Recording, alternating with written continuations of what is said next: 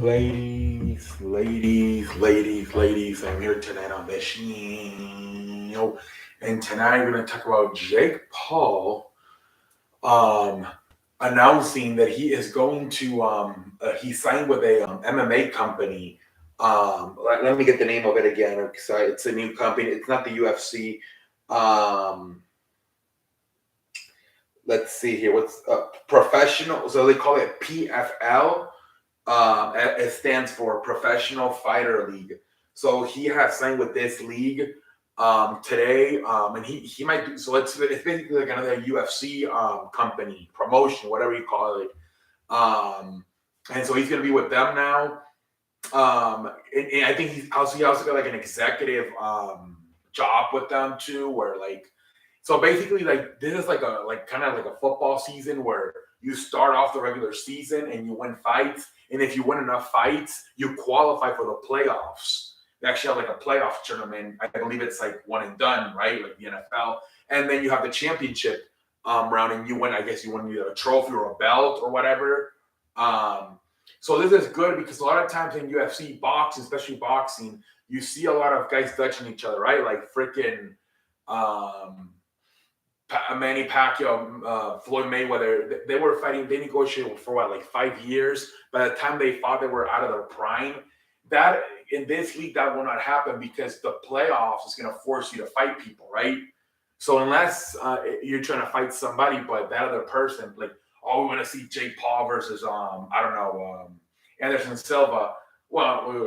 Jake Paul versus Conor McGregor.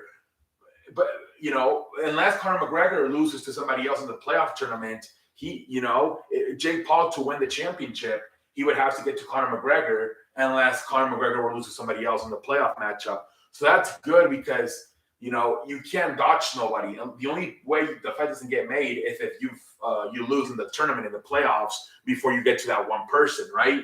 So pretty good, man. It's a good league, and I think UFC. I don't know what they do. What the percentages for the fighters as far as the revenue goes, how much of that revenue they get. But here it said that the fighters get 50% paid of whatever revenue is made for the fight. And that's something that Jake Paul has always been wanting to do. He says it's very unfair that I don't even, what is it, 25? I don't know, 30%, maybe even less. The revenue percentage they get paid in UFC, where here it's 50%, so much better for that. Jake Paul, I think he wants to start like a fighting union because he thinks it's bullshit that they don't get more percentage of the revenue off the money in the UFC. So I'm not surprised that's 50%. That's pretty damn good, man.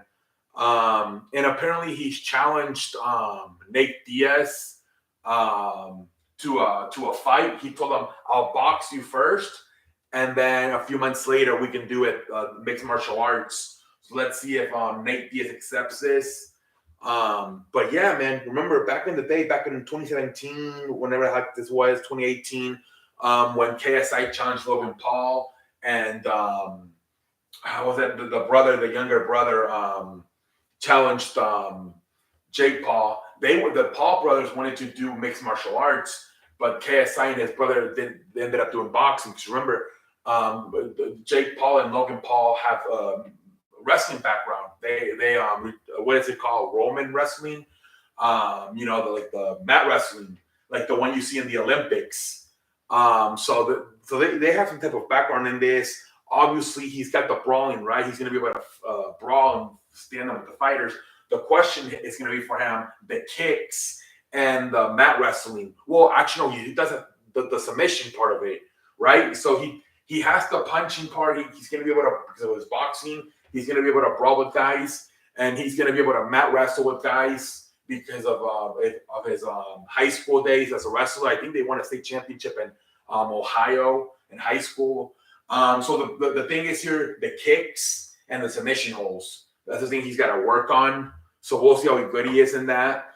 You see a lot of fighters, like Conor McGregor, he's really just like a stand-up brawler, right? But he still throws kicks, right? But then you get him down in the mat, and he's not that good.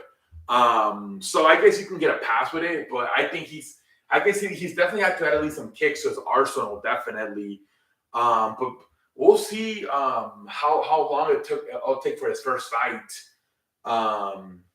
And I don't know what's gonna happen with the boxing, right? Well, they did say that if Nate Diaz accepts this thing, it's a boxing match and then it's a mixed martial art fight. So I guess if this thing comes with Nate Diaz and he agrees to it, they will box first.